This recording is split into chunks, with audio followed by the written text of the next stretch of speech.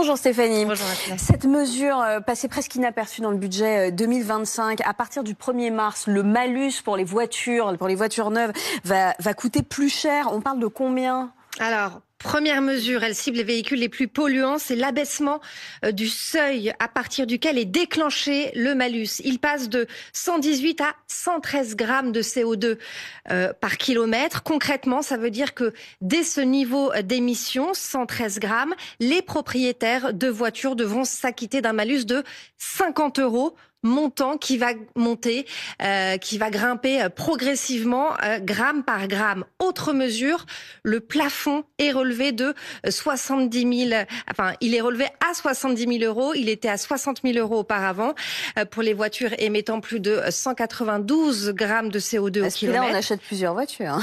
Effectivement, avec une augmentation progressive de 10 000 € par an pour atteindre 90 000 € en 2027, ce qui signifie que encore une fois, les véhicules les plus polluants vont devoir payer davantage.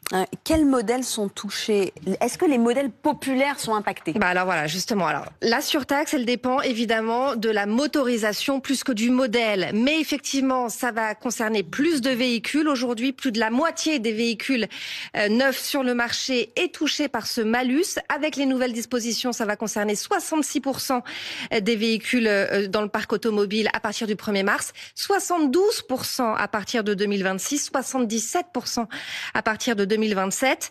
Et dans le détail, la facture, elle va s'alourdir. Par exemple, pour un Peugeot 2008, le montant moyen du malus passera de 380 € l'année dernière à 653 € à partir du 1er mars.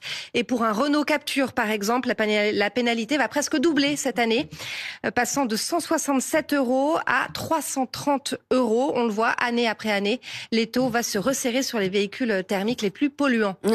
Justement, Stéphanie, cette mesure, elle a été imaginée pour les véhicules les plus polluants. Et là, vous me dites qu'il va aussi y avoir un malus pour les véhicules électriques. Oui, parce qu'à partir du 1er juillet 2026, le malus au poids du véhicule est durci. Le seuil de taxation sera abaissé de 1,6 tonnes à 1,5 tonnes et la taxe sera de 10 € par kilo supplémentaire. Et là, les voitures électriques, elles ne seront plus exonérées. Un abattement de 600 kilos est quand même accordé pour compenser le surpoids des batteries. Un coup dur pour le marché de l'électrique, déjà en difficulté, et le marché de l'auto en général. Notez que pour calculer le montant de votre malus, vous pouvez consulter le site service-public.fr. Les voitures électriques, c'était déjà cher. Alors, si ça coûte encore plus cher, ça va être compliqué. Merci Stéphanie.